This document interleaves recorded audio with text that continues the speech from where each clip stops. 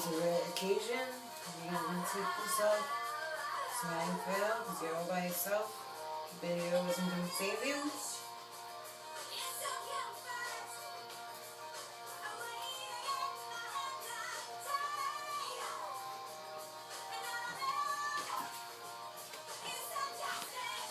And you've been getting scared lately.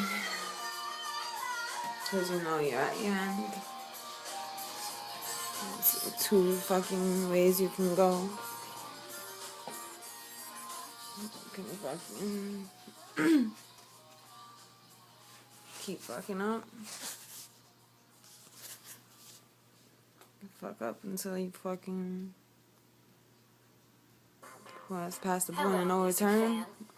Even though you feel like that's where you're at right now. You haven't gotten that far yet. You still got it. I mean, this is yourself talking, not. And when you go and when you go and watch this, don't think you're fucking all fucked up and just talking, because yeah, you're a little high. Obviously, you just did a show, but you know what you're saying. You know exactly what you're saying. I know you feel like you're too far gone, and that there's no point.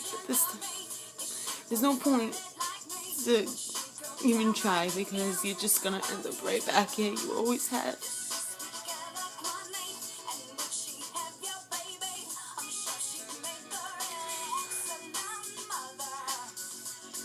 Quit faking and pretending like everything's alright.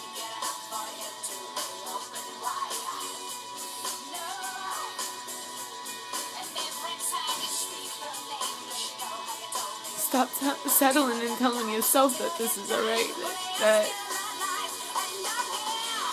this is acceptable in any way, shape, or form. You know it is not one bit of how you're living is acceptable in any way.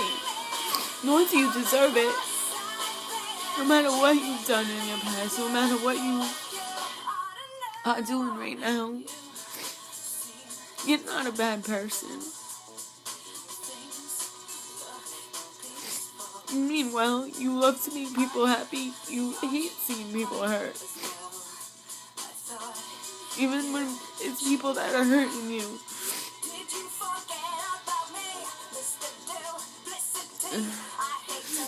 I seem like a schizo right now. I'm talking to myself in a camera.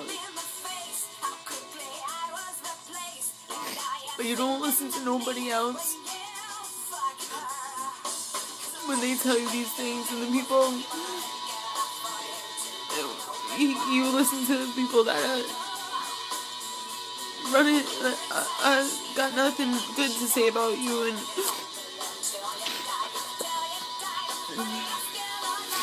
a lot of them don't even know you, and they're just talking to hurt you, and the rest just don't. They don't know you, and they don't care to know you. They're trying to hurt you. They don't know you at all, or they're just ignorant. They judge by what they see, and they don't know any better.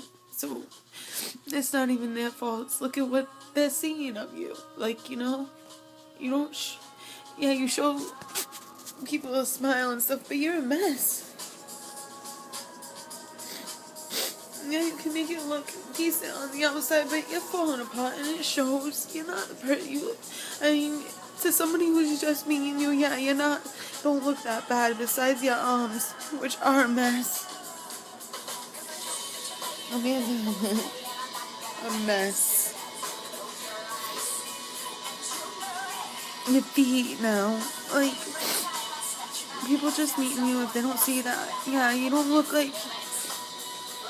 You look like a normal person, but then people that knew you before, maybe not even knew you, but seen you around, seen just how you presented yourself, who you were, how you acted. even when you weren't happy in, let's say, high school, ninth grade.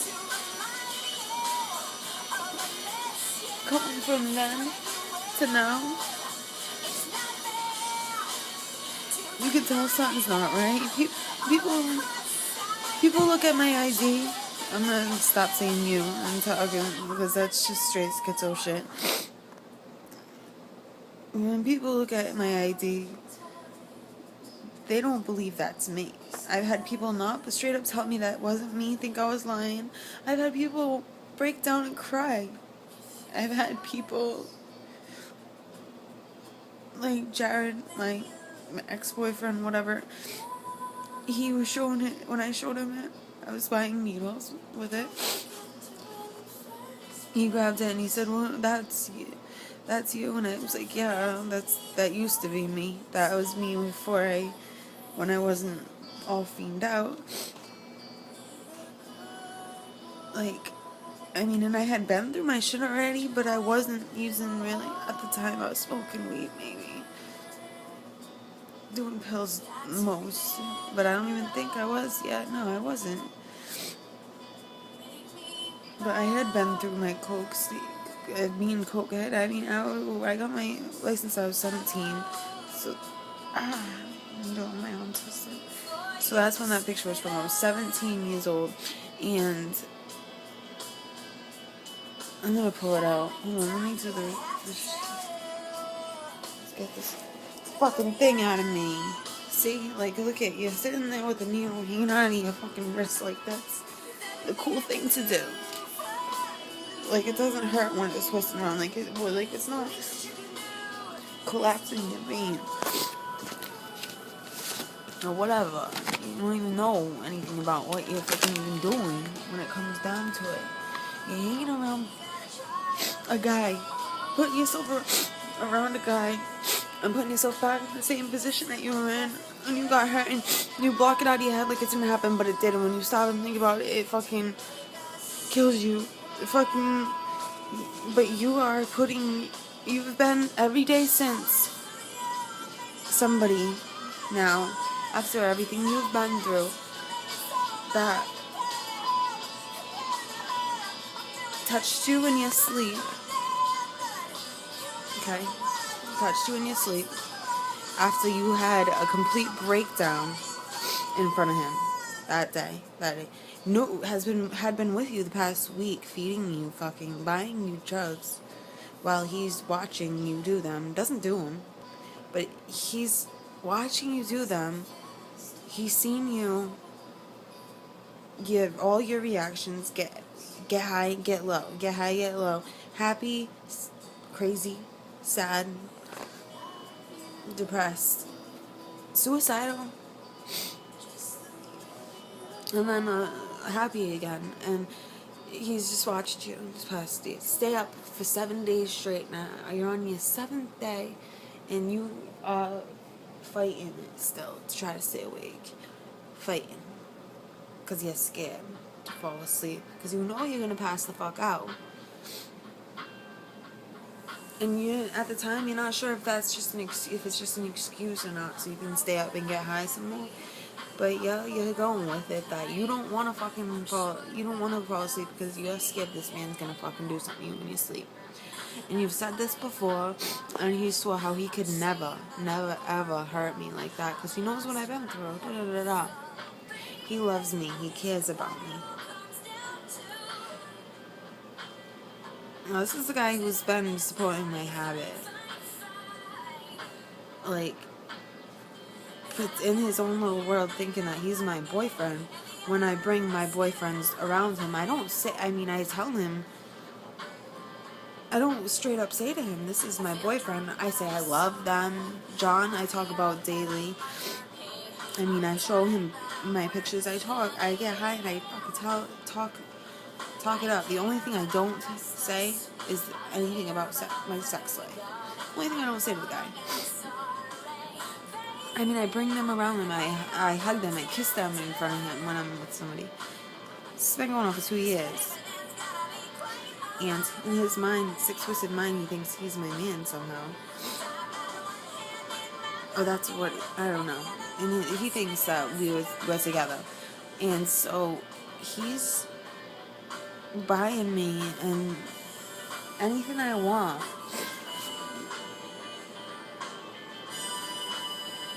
Fucking up every opportunity I have to get out of here. Any person just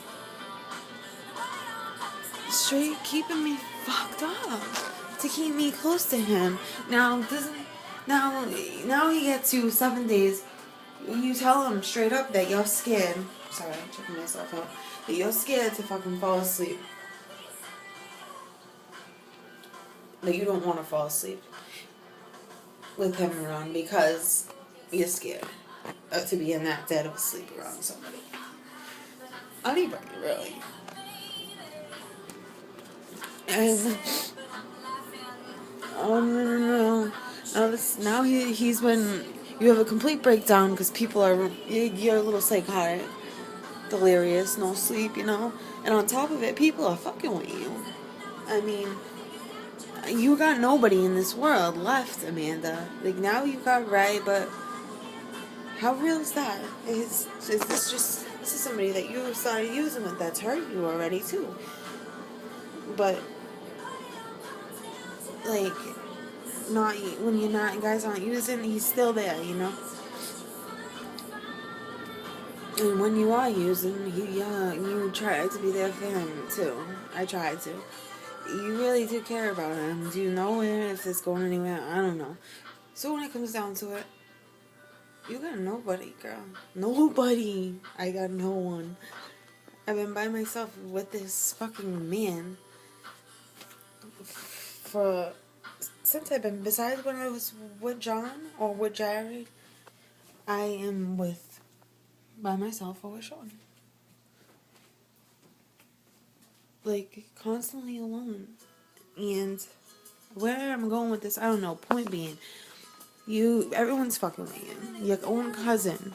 This other guy that you've been supporting, again, another guy, because once one goes and fucks you over for too long, you say peace, or they come, you stop chasing them. Let's just say that. You stop chasing them, you gotta find somebody else to fucking take care of. Because you gotta find someone else to take advantage of you. Like, you like the abuse. So you're talking to this kid who's you've been friends with for a long, long time, actually. Josh Varian. And you're supporting him with his dope habit, and you know that he's trying to get you hooked on dope. So you can support his habit. He was since the first day he hooked you up. Maybe not when he first got out of jail and he was trying to get John out of jail.